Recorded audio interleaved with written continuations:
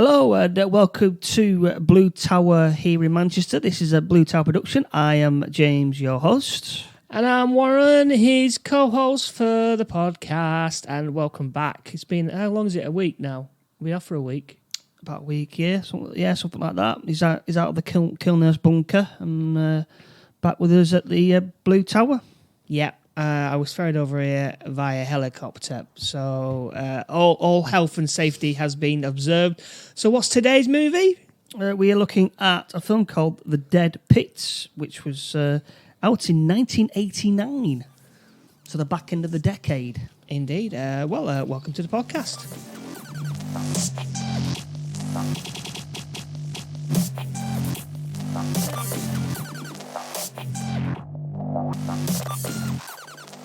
Hello, yes. So we will be talking about The Dead Pits, like I said, which was brought out in 1989. And it's we'll go with a synopsis first. So give us the what's the story? What's the story? Morning glory. Renegade doctor is shot dead and entombed with the fiendish experiments in a basement of abandoned wing of a mental hospital. 20 years later, a mysterious woman is admitted to with amnesia, and her arrival is marked by an earthquake which cracks the seal of the dead pit, freeing the evil doctor to continue his work. Da, da, da. Yeah. So it's a mad doctor experimenting on patients in a mental hospital, which I think is one of the most 80s storyline of the 80s, in fact, isn't it? Well, yeah, it is pretty much the stock into any horror, I think, in the 80s, within the 80s, from the 80s, 1985 to 1989, the 90s.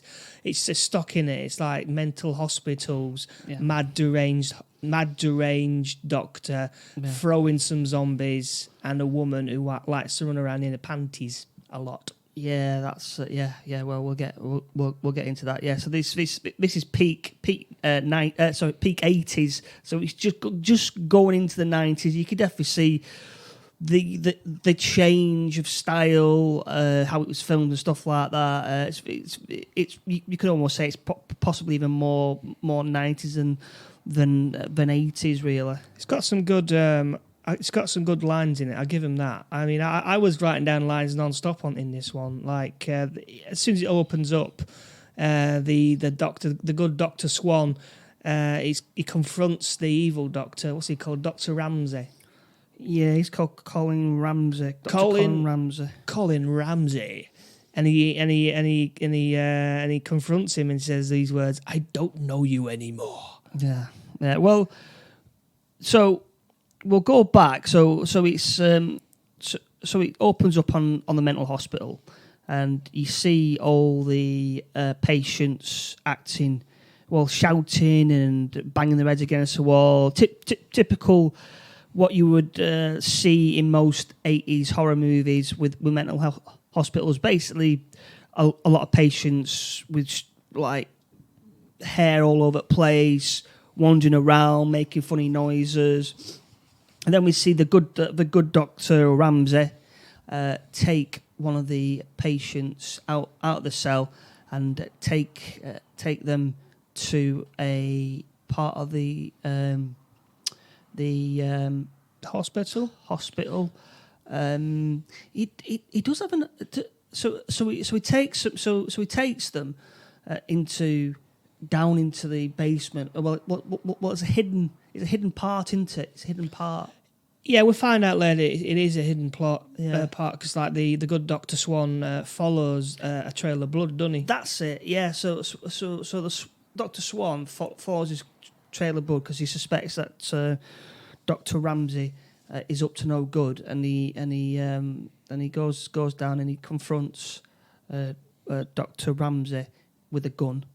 And like you said, he says, "I don't know you anymore." So he finds a pit, doesn't he? The actual dead pit of all the patients. He's been experimenting on. Well, what he does is lobotomizing them all, isn't he? Yeah. So it's good how the bad doctor.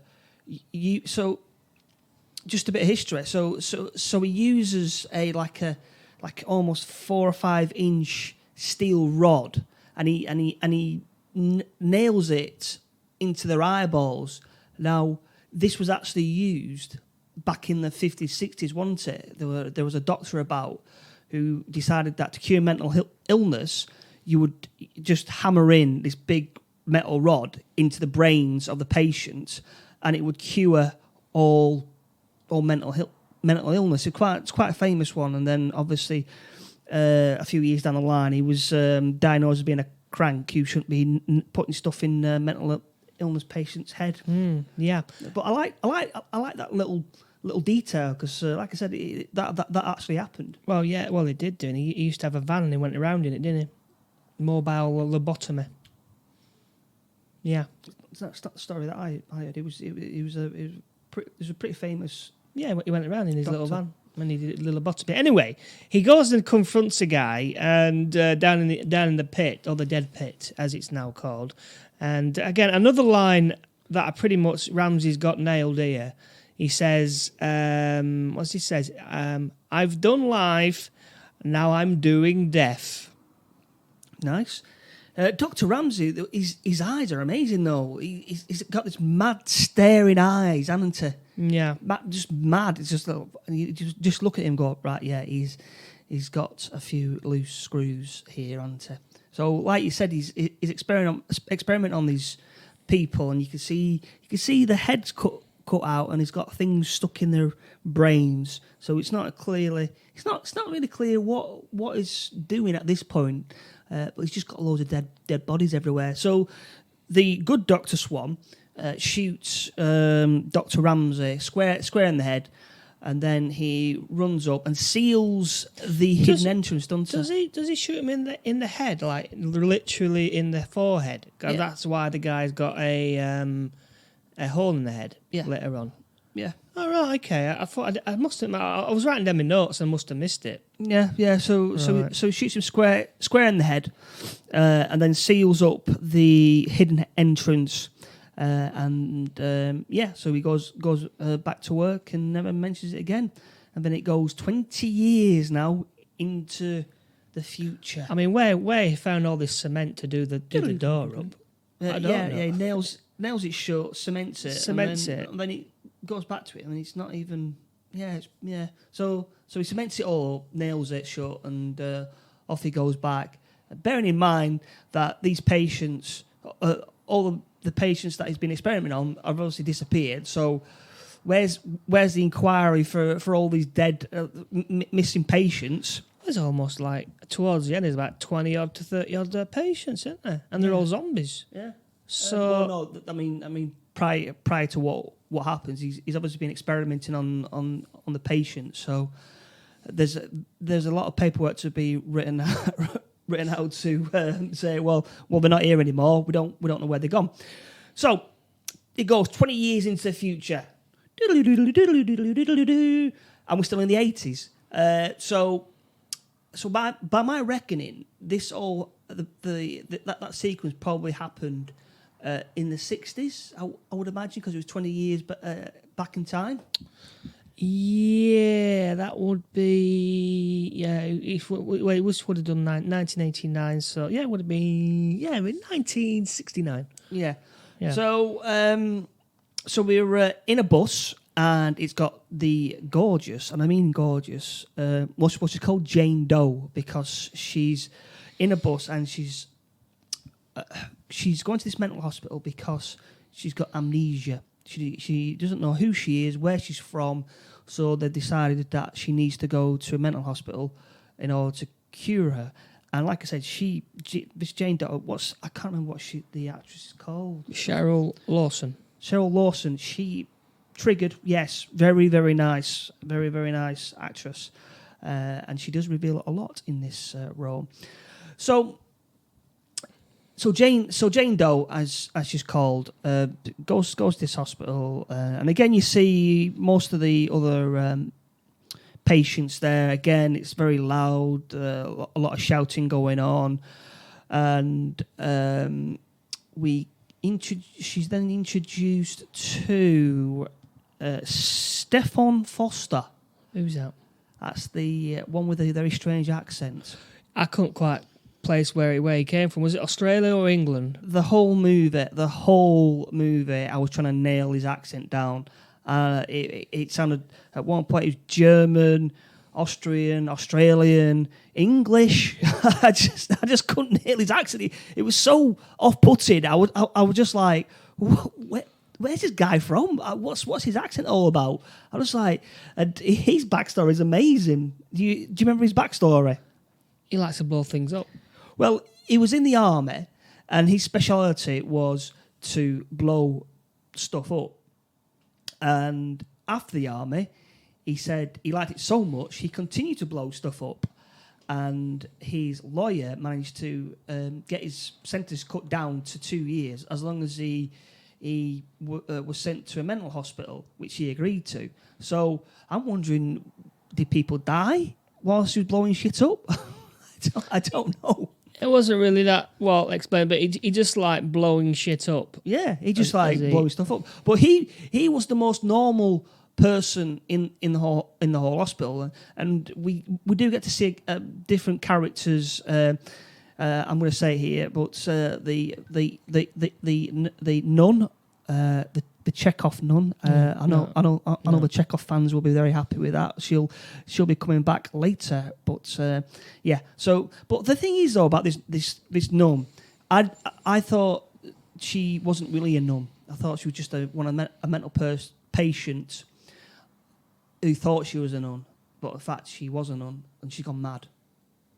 Yeah, I just thought she was a nun, went mad. Yeah, so she had a towel on her head, going around the hospital, quoting Bible passages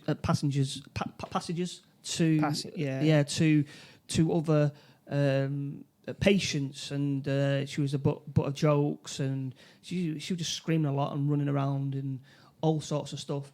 Now,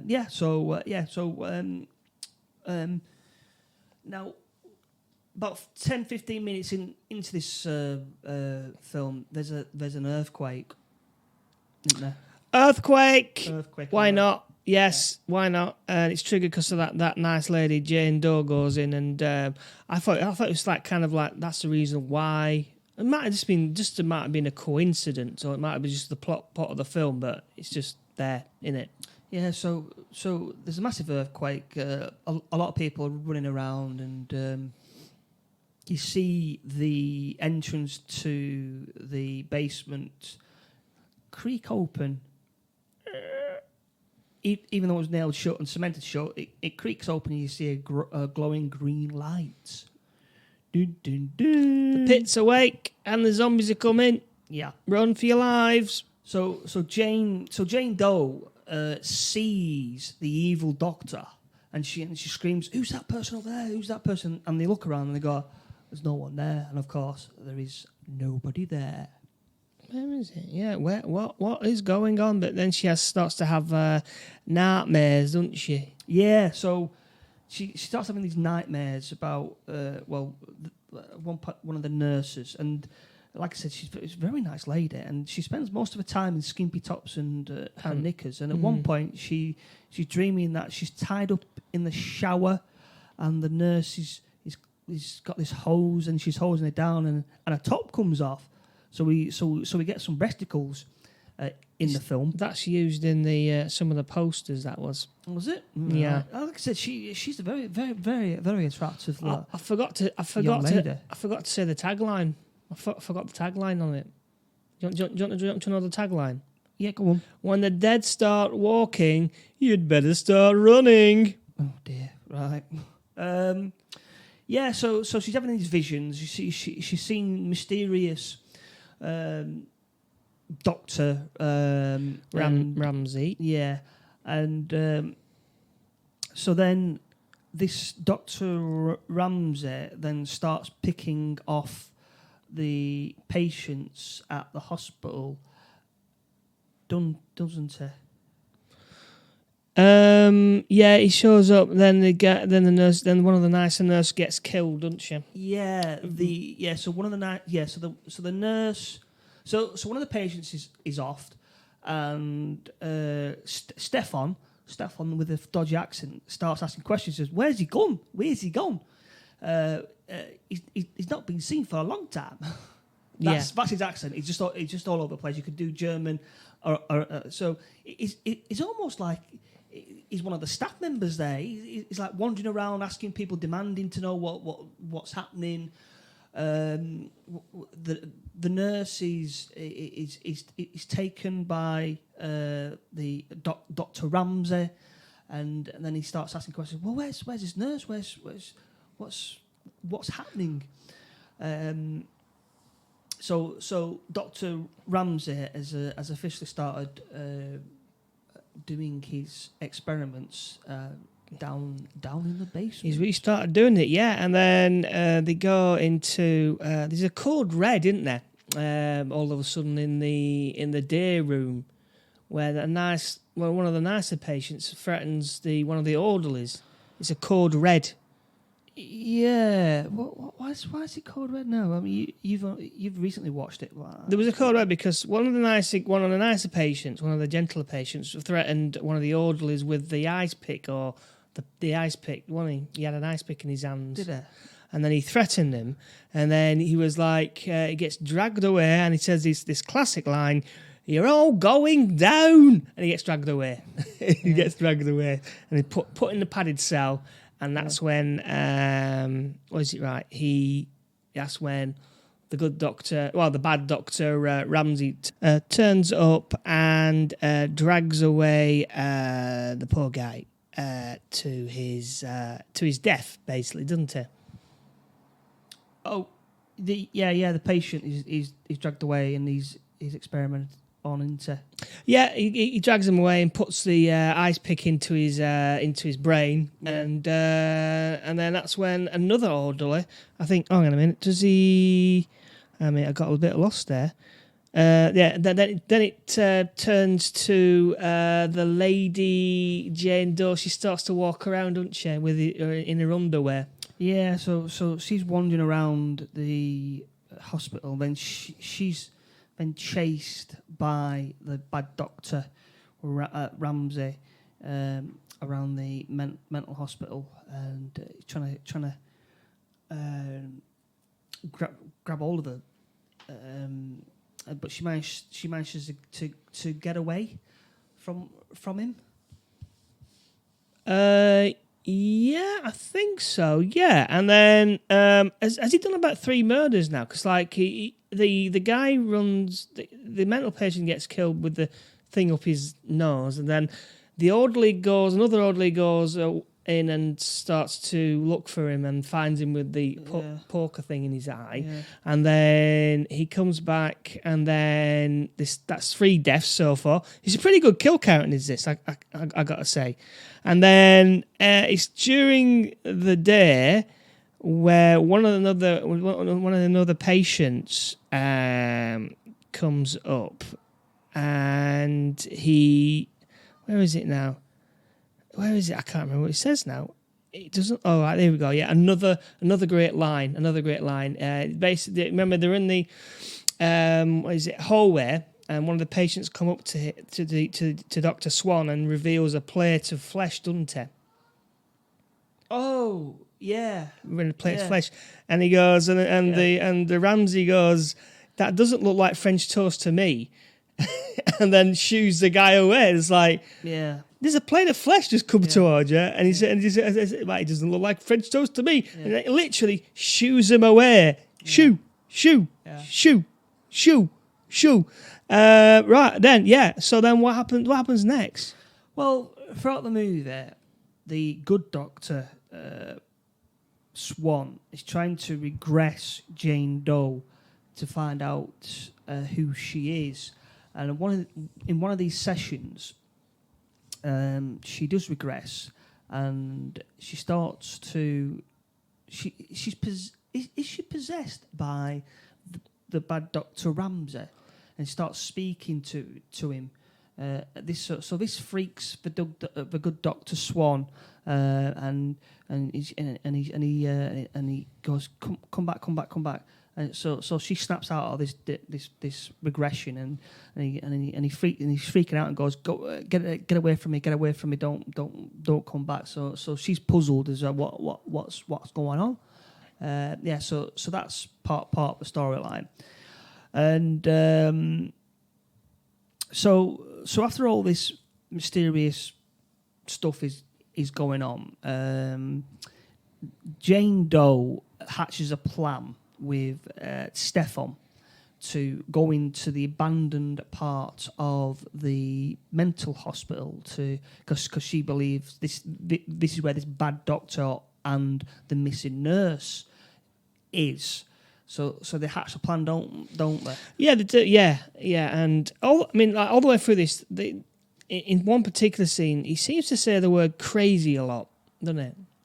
Who, the Stefan? Yeah, it says crazy because I know he says crazy, this crazy place, this crazy place, this crazy plan, crazy doctor, and going to that crazy place over there. He says crazy like 11 times nearly in one scene. Yeah. So then it's off to the abandoned hospital. Yeah. So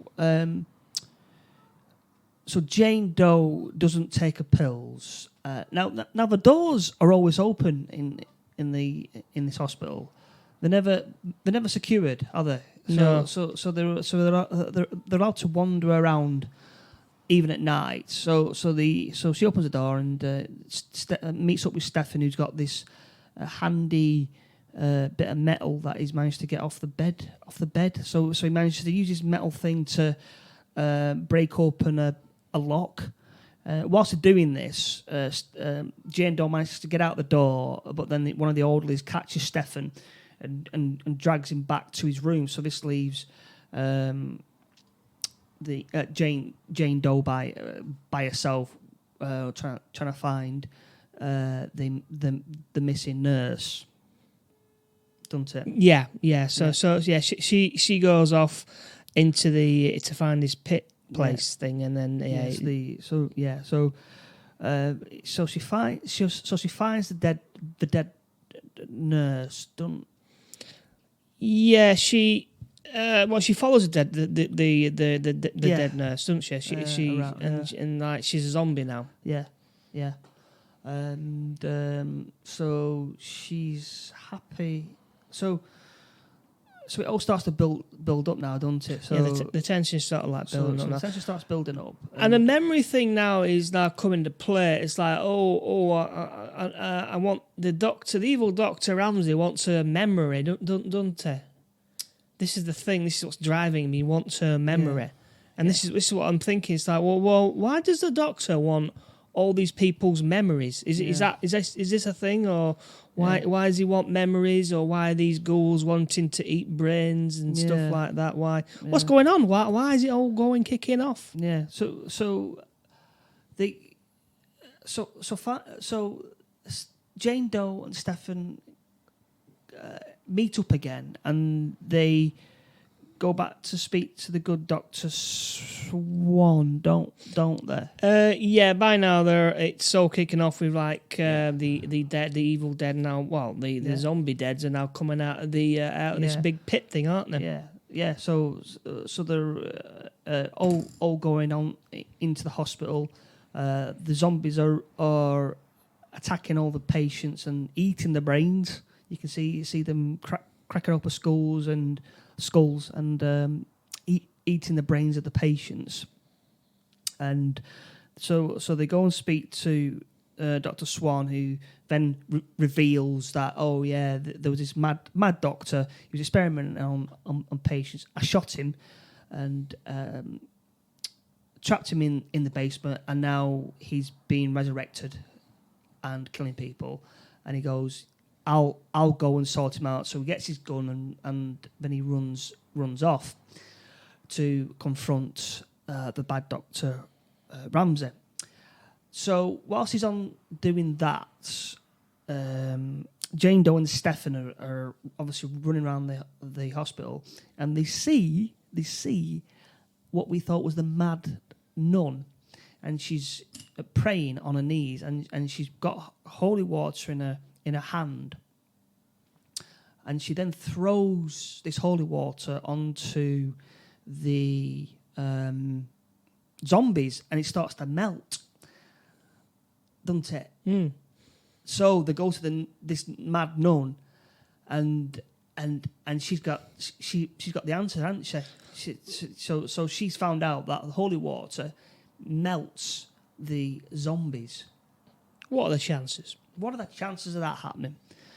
So they go to well, bear in mind that throughout the film, you see the mental hospital, and you see a big, massive water tower behind it, don't you? What are the chances? What are the chances? So Stefan goes, none. You found the answer.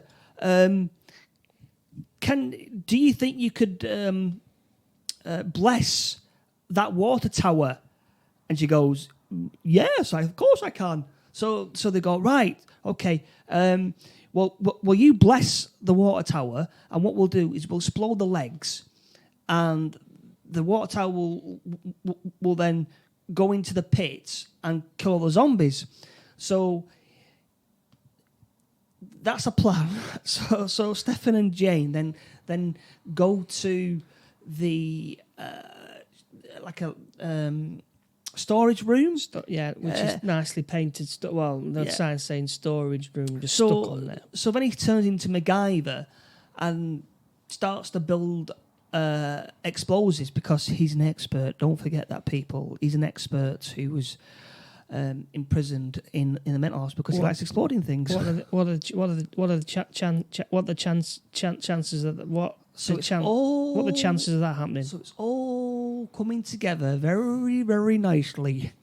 So we get some batteries, an elastic band, and they run to the tower, and he's climbing up there, and he's saying to Jane, "Go, if I don't make it, run, whatever." So he manages to climb up, and then the zombies manage to climb up. And he's fighting the zombies, and he's planting the bomb. And where's Jane at this point? Jane's running around somewhere, isn't she? She's actually in the nurse's uniform at this point. Yeah, the evil doctor put her in a nurse's uniform because he said, "Oh, you'll make a good nurse." Ah, right. So that's why he managed to go into the nurse's locker in all these shenanigans and get her a nice one that fits her. That's basically why. Yeah. And I think she got a bit fed up running around in a nightie and an underwear. So yeah. So Stefan managed to fight off the zombies, and the tower explodes, bang, and it's a very good model of the mental hospital. So you see the water tower fall over into the mental hospital, and it basically spreads around. It's all holy water now, and it goes down into the basement. I can't remember. Do you see the bad doctor Ramsey? Do you see him die? yeah, he melts. He melts. Oh, is it like the melt like Indiana Jones? He just melts. Yeah, he melts. Basically, it's all melts. And I wrote down, but before all this shenanigans happens, before he goes up, the English guy, forward slash Australian, says the great line, "We've got a water balloon to drop on these arseholes." Oh, and runs out. Oh, that was a good one. Ba-bum. And then so he drops the water tanker all over on this little model. I'd say it was a pretty good model. I mean, you can't complain. It's low budget and whatnot, but smashes down, melts everybody. Zombies have gone. Dr. Ramsey's gone, and then the good Dr. Swan is a goner. What happened to the English guy? He's dead, isn't he? He's dead. He blew up. He went, "Oh gosh, yeah." He died in the explosion. He laughed, and then it exploded all around him. So there's little bits of him in there. So the only person left is Jane Doe. But it's been revealed her name is Sarah. Yeah. So we get. So she has flashbacks, doesn't she? She's having flashbacks. Yes. Flashback. So there's a big traumatic event happened. Oh yeah. So we get a flashback to Jane Doe, and she's playing in a playground, and her mum's far away, and her mum starts to shout at her, "Run away, run away, run away!" And the girl is running away, and you see this person running after her. Don't you? Oh yes. In the background, you can't really see. In a white coat. In a white coat. And she's running. Now, I didn't see this coming at all. So I was like, what? So you get a close-up of Jane Doe as a little girl. I would imagine she's about 6 because it's 20 years. Yeah, so it does match up. So then she then goes, "Daddy," and the camera cuts to none other than Dr. Ramsey himself. So Jane Doe is the daughter of the bad Dr. Ramsey. So it all ties in very nicely. What are the chances? What are the chances of that happening? So and then it ends, doesn't it? End. No, it doesn't. Why? What happens then? Well, you missed the possible sequel. The sequel. Remember? Oh, does her eyes turn? Yeah, she picks up the Ramsey's Dr. Ramsey's ring finger thing. Oh, the ring. Oh, the ring. Oh, and then yeah, she pops it on. Yeah. And she looks up, eyes closed, opens up, and it is red eyes, fade to black. Yeah. So So now she's going to carry on her father's linear legacy.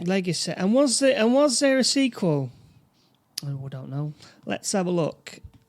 Please tell me there was a sequel. Almighty Google. Dead Pit 2. Let's have a look. Dead Pit 2. No, there weren't. No. I got excited and it said Dead Pit 2 disc. I thought the disc 2, but no.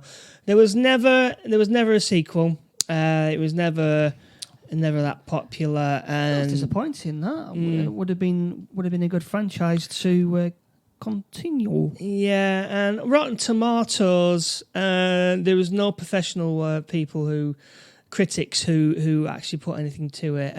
The audience score, was it higher or lower than 100? Higher or lower than 20%? Higher or lower? Is it normal people? This audience score, yeah. Audience score higher. Yeah, you're correct. 41%. Yeah. But nobody else wanted to read. And when was it first streamed? 2015. Nope. 2018 was the first ever stream.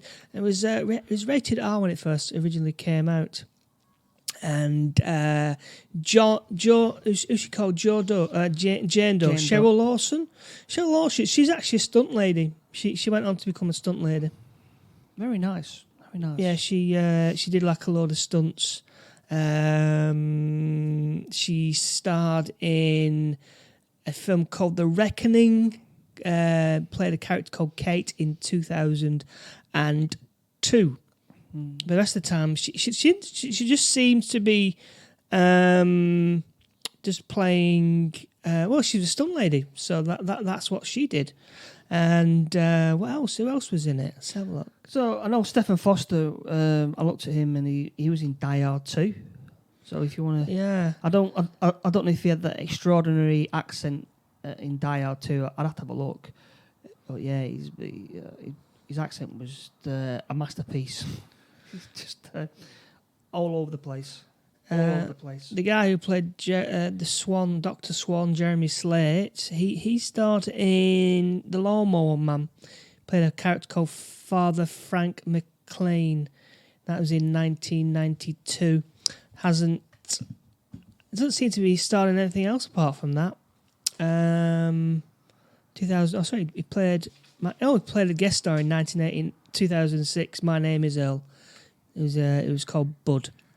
And that was it, isn't it, really? We haven't got anything else on it. There's nothing really of great significance. Nothing really happened. Nope. There's no sequels. It didn't become like a Marvel-style universe. But honestly, I thought it was better than the last one that we had, I think. Yeah, it was. I enjoyed it. It was. I like the end reveal. Yeah, I didn't see that coming. At least something happened. I mean, like the last one we reviewed, I just got bored. I was really bored with it. I didn't. But this one, it kept me interested. It kept on a pace, and it was a good one. It was a good one, yeah. But not really well received by anybody really. But again, it's from 1989. Right. Okay. So now we're on to James's quiz. Who synopsis is it anyway? The game show that is sweeping the nation. Sweeping the nation. Whose synopsis is it anyway? Yes, so this is the quiz that is sweeping the nation. Sweeping. Whose synopsis is it anyway? Where one of us describes, gives a title of a movie, and the other person's got to tell us the synopsis of a story of that movie. We are using a book called VHS Video Cover Art, and it's by Thomas Hodge. I give the title, and if Warren gets the story right from that, he gets 3 points. If he doesn't, then I will read the tagline, and if he gets it from that, it's 2 points. If you don't get it from that, I will then describe the artwork, and if he gets it from that, it is 1 point. So, are we ready? Yes. Okay. So, it's the 1980s. You're in a video store, and you see the title, Death Flash. Death Flash. Right, Death Flash, here we go. So Death Flash is about a army vet who has come out of the army, and he is up against some druggies who his son has come involved with, and he has got to fight them off in a long and shenanigans kind of way. And he has got a sidekick who he has to be involved with, and he's got a lot of car chases in it. That's what I think it's about. You're not far off from the family angle of this, but no, it's not that. Do you want the tagline? Yeah. 2 killers, 1 a cop, 1 a cop killer. 2 killers, 1 a cop, 1 a cop killer. Death Flash. Right. Okay. Right. A cop that is a killer hides the fact he's a killer and retires, and he goes out for revenge for some reason, and another cop chases after him to hunt him down because the guy's daughter is now involved in some kind of drugs. Yeah, that's what I've got. No peeking. I'm gonna give you 2 points based on what you've said about the daughter. Oh right, okay. Because it does involve her, and yeah. So I'm gonna read you the synopsis of it. Okay, right. Undercover vice cop Johnny Franco. Proper 80s name, that, isn't it? Johnny Franco is a man on the edge, as they all were in the 80s. His marriage to a much younger and very attractive Fiona is falling apart, and it's beginning to look as if she may be playing around. Anne, his 16-year-old daughter by a previous marriage, is at that troublesome crossover age where child turns to woman. And he's just killed a man in the line of duty. Right. Okay. I'm getting some vibes here that we've already done this. It sounds very familiar. The second within a month, when Johnny catches Fiona with her lover. Ooh. It's a straw, it's the last straw, the lover dies, and Johnny is in prison. So it's a bit. He doesn't actually say that he killed it. He just says the lover dies. Right. And Johnny is in prison, charged with murder. But his bitterness turns to anger when he hears that Anne has been dragged into a sordid life of drugs and prostitution. Yeah, we've done this before. I've done this, yeah. Death Flash. Yeah, Death Flash, I've done it. That's why it was so familiar. That's why I got the daughter angle. Oh, right. I thought we'd done Death Dimension. No. Oh, hang on a sec. Guns. Hang on a sec. Right. Right, pause that. Take two. Take two. I'm going to say. I've got to read. Here we go. So here we go again with James's fantastic quiz. The game show that is sweeping the nation. Sweeping the nation. Whose synopsis is it anyway? Right, so yeah, here we go again now for reals now. So here we go again. So do it again now. Let's do it again. Right, so the title is Deathline. Oh, Deathline. Right, okay. Deathline. Set on a train. No, not on a train, no. He is a person on the line because he is close to the edge of insanity because his family got killed by some evil drug people whose cannabis was taken from them, and now he's on a revenge course because he killed his family in a massive shootout. Is that right? I mean, anywhere near? Nowhere near. Right. No. No. Do you want me to read the tagline? Tagline, yes, please. 2 points up for grabs here. In the twilight world of gambling and drugs, action speaks louder than words, but the barrel of the gun speaks the loudest of all. In the twilight of the gambling and drugs, action speaks louder than words, but the barrel of the gun speaks the loudest of all. Right. Deathline. Okay, so a gambler who lost all his money because they cheated him out of all his cash is now gone rogue and wanted to kill the people who took all his money and they deal with drugs as well. Yeah, that's what I've got. Yep.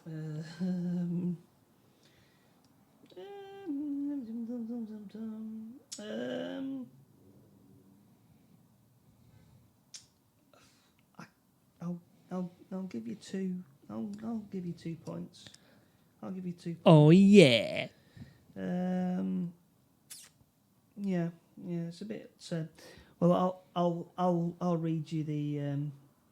I'll read the synopsis anyway.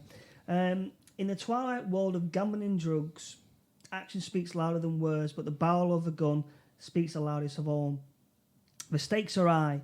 Play the game and win, and you wind up the rich man. Play the game and lose, and you wind up dead. Steve King is a no-hope New York racketeer who moves out of town to a small seaport of Texas Gulf Coast. With the help of a corrupt DA, he muscles in a local underworld action. Wherever the books are moving fastest, King's never far behind. But as his empire grows, so does his enemies, until finally the fuse is lit for explosive action as a vicious and bloody war breaks out, and get-rich-quick gangland with the dirty money and danger go hand in hand. So there you go. So it's So he's muscled in on some gangland people in a small town, and they don't like it, basically. So the cover art is drawn. It's got someone with a balaclava and sunglasses, looking very menacing, and it's got a girl on his just behind him, with hair blowing up. It's got some helicopters in there, and the male is holding a big gun and firing it towards you, with bullets flying off. And at the bottom, it's got a very fast car, explosion, and 2 police cars chasing that very nice car. On the back, it's got some photographs of exploding cars, exploding houses, and someone holding a big gun. Now, it was also known as Snowline, Snowline, SNO-line, and also known as Texas Godfather. And it was distributed by Vestron Video International, and it was released in 1986. And the artist, if you want to add that particular art to your collection, is Lauren Melke. Lovely. Yeah. So well done, Warren, there for 2 points. And that will continue next week in the next enthralling episode of Who Synopsis Is It Anyway? Indeed. Yes. The game show that is sweeping the nation. Sweeping the nation. Whose synopsis is it anyway? Right. Well, I do hope you enjoyed all that. I hope you enjoyed the podcast. Please download it from wherever you get your podcast from and tell someone about it. We could always do with the more support for the podcast to actually grow. It'd be great. And if you want to drop us any suggestions where you can what we should be watching, it's got to be on Amazon or Netflix or something like that, and for free, innit? Well. Sometimes we do purchase some movies. I mean, some of the movies we purchase for like as little as £2.50 from YouTube or Amazon. It's well worth having a look. And where can they suggest these for you, Jez? Where are you on the old on the socials? So the Instagram, I'm on woodcop77. Twitter, woodcop77, and on Instagram, on James Robert Johnson. I do have an email address that you can email suggestions.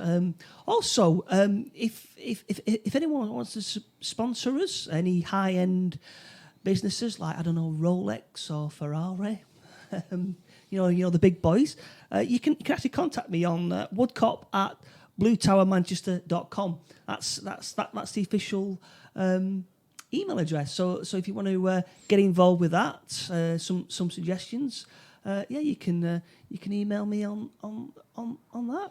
I'm sure we'll get Ferrari on the phone tomorrow. Mr. Ferrari, yeah. And Gucci. Gucci, yeah. Gucci, yeah. So any of the high-end sponsors, that'd be fantastic. That'll be great. And you can find me on the Twitter and on the Instagram, Mr. Beard MCR, for all that kind of stuff. And you can find me on my other podcast, the One Chef One Pandemic podcast. You can find on the other. Well, you can find me anywhere. Just type my name, Warren Johnson. I'll pop up. And I do some other podcasts. I think I do the After Show one that James is not on. Never invited to. Never invited to, but I've not done it for 3 or 4 weeks now, so I've got to sort of like get back onto that. And I also do another one.